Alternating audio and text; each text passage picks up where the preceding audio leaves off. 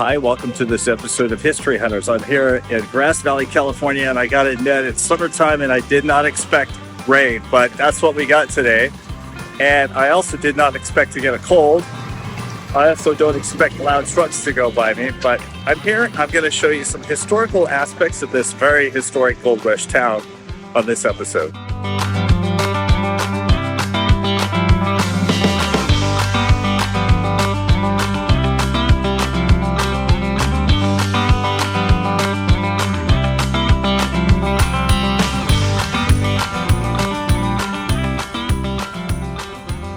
The Del Oro Theater, Oro is Spanish for gold by the way, was built by United Artists starting in 1941, with its grand opening premiere on May 29, 1942.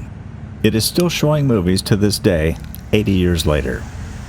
Built as a single-screen movie house and adorned with classic Art Deco-style architecture, the Del Oro represents an unforgettable slice in time.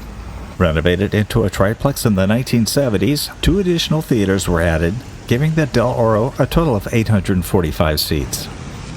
I'll show you this very cool entrance to this theater. It's a throwback to the 1940s. Even the tile on the front looks like it's very much original back to that era. And then if you look at the doors, those look original as well. The etched glass. Yeah, that's the way you used to walk up to the ticket booth and get a ticket and go in and watch the movie. Throwback to a different era.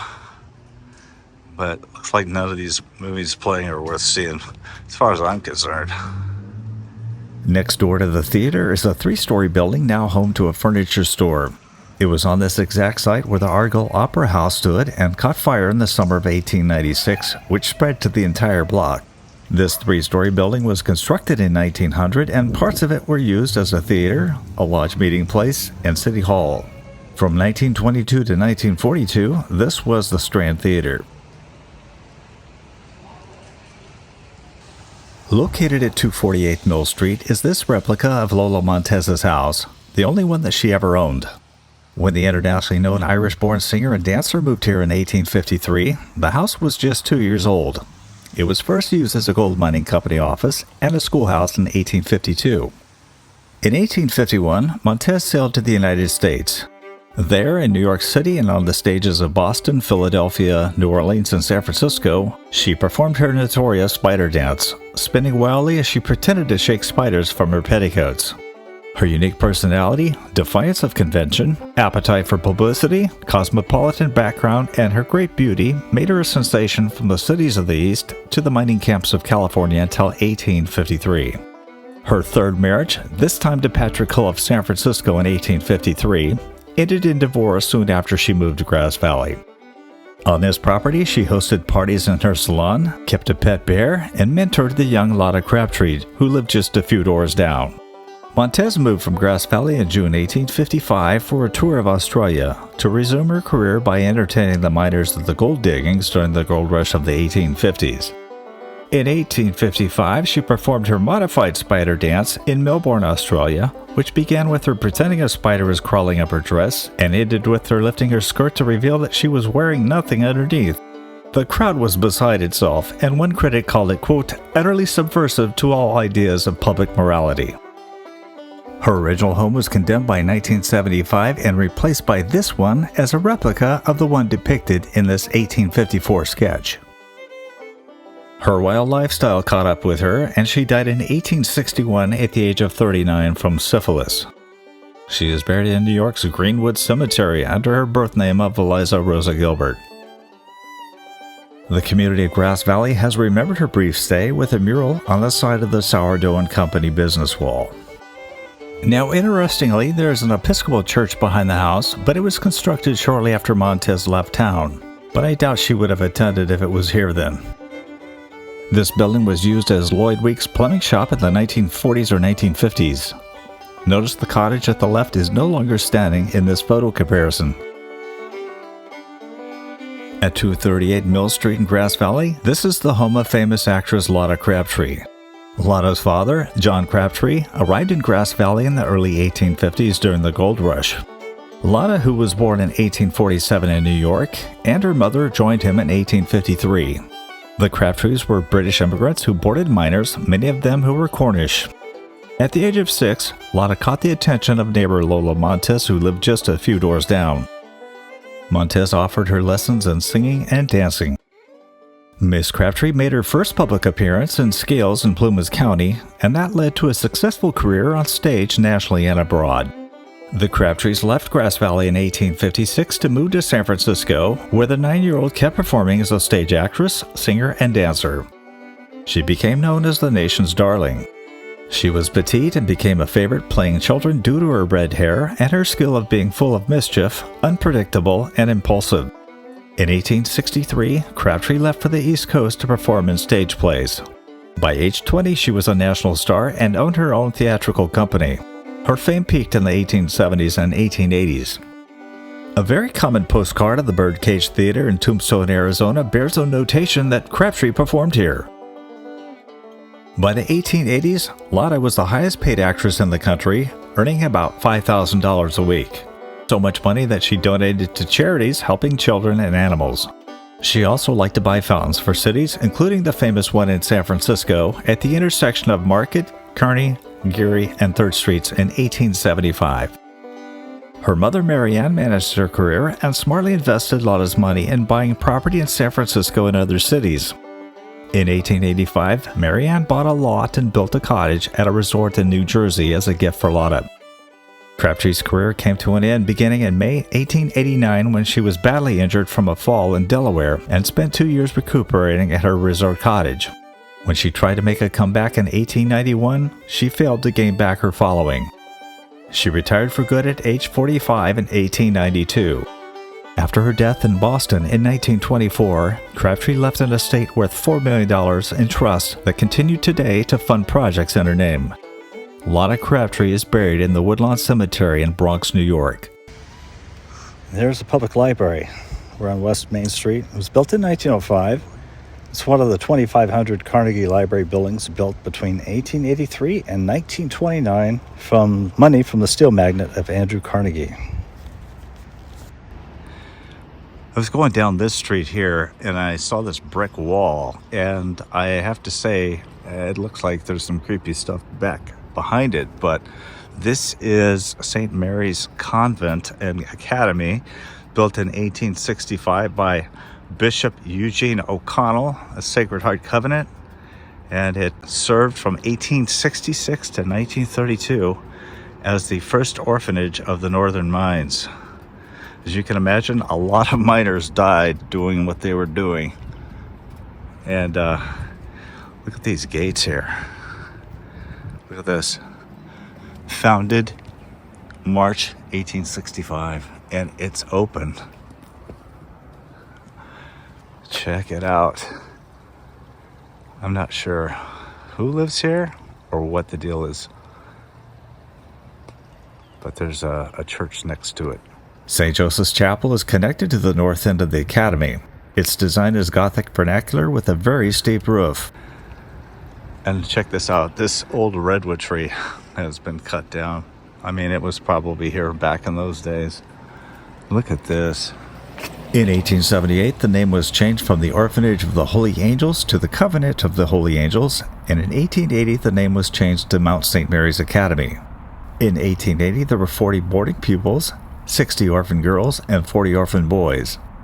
By 1898, however, there were 100 orphan girls and 90 orphan boys. Mining accidents were mostly to blame for the large number of orphans in town. Can you imagine the number of kids that did not want to have to face the reality of living in a facility like this, an orphanage? Just, it's horrible. Horrible. Just because people wanted to make a living in the mines and they lost their lives for it. This is one section of historic town that's been closed off to vehicular traffic and just for pedestrian traffic, and it's a pretty cool place. Mill Street was a busy commercial area, and as you can see here, at one time a set of tracks ran down the middle of it for the Nevada County Traction Company trolley line. It ran between Nevada City and Grass Valley from 1901 to 1924. The trolley's decline was attributed to harsh winter weather and the growing popularity of automobiles.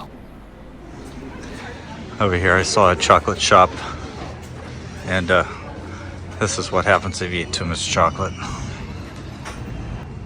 What? I want that couch and that love seat. Look at it.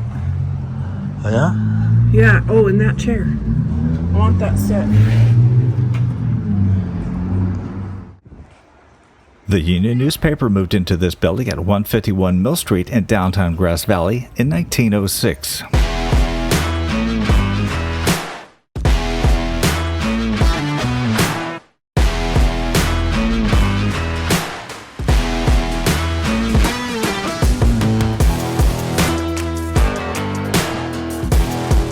This Nevada County Bank building opened its doors on Mill Street in 1917.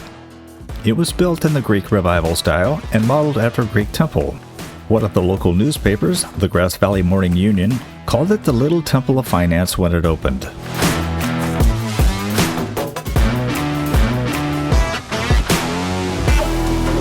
Next to the Everhart Hotel Apartments is the Bret Harte Inn, a hotel built in 1917 and later turned into a senior living complex.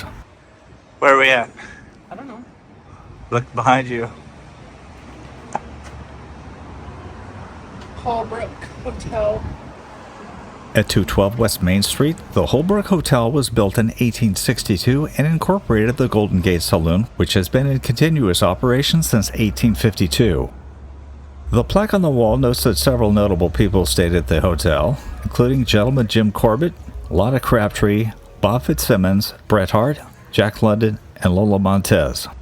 However, I could not find any evidence that Mark Twain, Grover Cleveland, James Garfield, Ulysses Grant, and Benjamin Harrison ever visited Grass Valley. The hotel was featured on a 2013 episode of Hotel Impossible and an April 2016 episode of The Dead Files. However, former President Hoover did visit Grass Valley for a July 4th, 1936 event. This beautiful building, tucked away behind the Holbrook Hotel, is the former Wells Fargo Carriage House.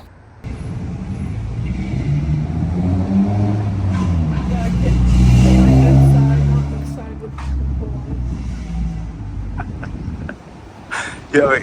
Which side is the good side? This side. This side has a couple.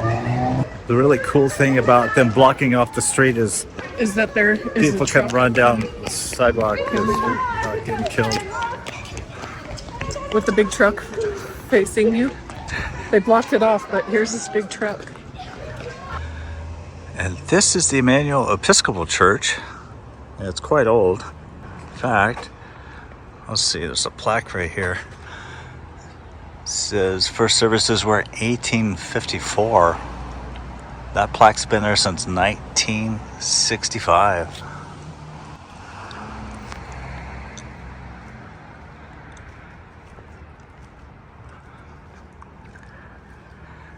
City of Grass Valley, historically important 1872 town site.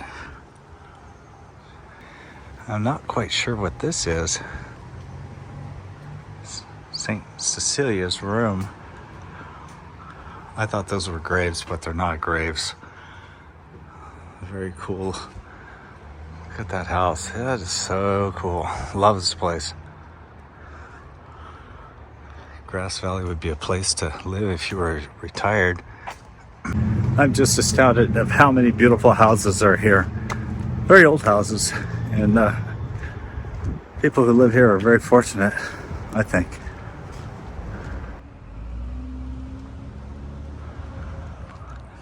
Here's another beautiful house, but I want you to look at this. I mean, it's old. It's definitely old, but look at this. Check that out. I mean, this has been here since probably the house was built. That's a beautiful house here on Church Street.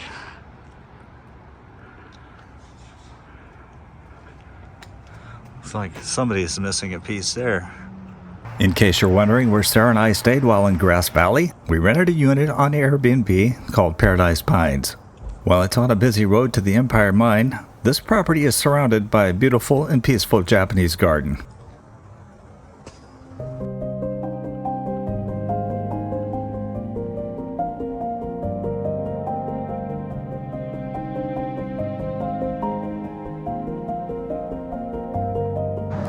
So since I'm out in Grass Valley, I decided to stop by St. Patrick's Catholic Cemetery and pay homage to a gentleman who just passed away last April of this year, 2024.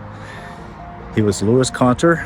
He was the last surviving crew member from the USS Arizona. Obviously, he survived the attack, but he's the last one of the crew to live on this planet. He's buried right behind me. On May 7th, 1941, Quartermaster Conter was on watch on the stern of the Arizona, but before 8 a.m. he heard the incoming Japanese Zero warplanes to attack Pearl Harbor. 9 minutes later, a Zero dropped a large armor-piercing round which plunged into the Arizona's forward deck before detonating a magazine. The blast threw Conter forward on the deck, but he scrambled and began assisting a number of injured shipmates.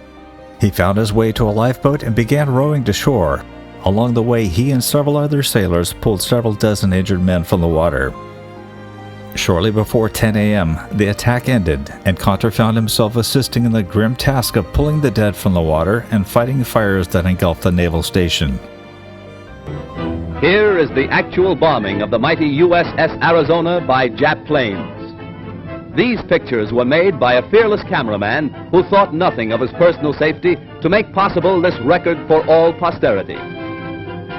A single lucky hit was responsible for the disaster that befell the Arizona when a Jap bomb falling directly through one of the battleship's funnels exploded in the engine room and set ablaze tons of fuel oil. The Arizona's courageous crew stuck to its guns until the very end. Here was displayed heroism that will live forever in the glorious annals and traditions of the American Navy.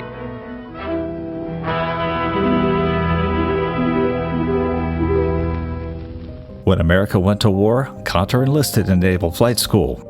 He was shot down twice in the Pacific and survived in shark-infested waters off of New Guinea until his rescue. He continued flying combat missions until the war's end. During the Korean War, he served as an intelligence officer and worked in special operations.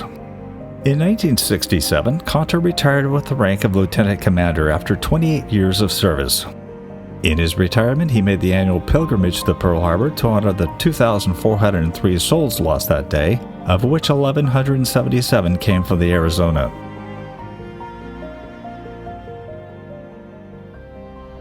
If you think the Art Deco design of Grass Valley's Veterans Memorial Building means that it was built in the 1930s, you are spot on. The building was located on a route from the Airbnb to downtown Grass Valley. In my research, I learned that former President Herbert Hoover gave a speech here during his July 1935 visit to his former mining town. And on that visit, he toured the Empire Mine. This building is the old post office which served Grass Valley from 1914 until 1984. After postal operations moved to East Main Street, this building housed an insurance agency and professional offices. The Madison Masonic Lodge No. 23 was established in 1852, but this has been the meeting place since 1937. This plaque was set into place on May 9, 2002 in rededication ceremonies. I'm into all kinds of nostalgic signs, and the Packard advertisement on this building certainly grabbed my attention. This was formerly a lot used for livestock for the adjacent Pacific Hotel. After the hotel was leveled in 1931, the lot became a Packard dealership and showroom. After the Packard Company folded in 1956, the building became an auto parts store and later an auto body shop. In 1995, it became a flooring business, with the owners restoring the original Packard sign and hanging it to symbolize the name of Packard Flooring. This building, which is now home to Foothill Flowers, dates back to 1885 and was the original Lutzenheiser Pharmacy. Legend has it that on July 4, 1867, the pharmacy was the site of a bloody duel between Grass Valley merchants Henry Sylvester and John Davis, in which Davis was killed. This building dates back to 1858 and was the Washington Brewery, founded by John Frank and David Binkelman.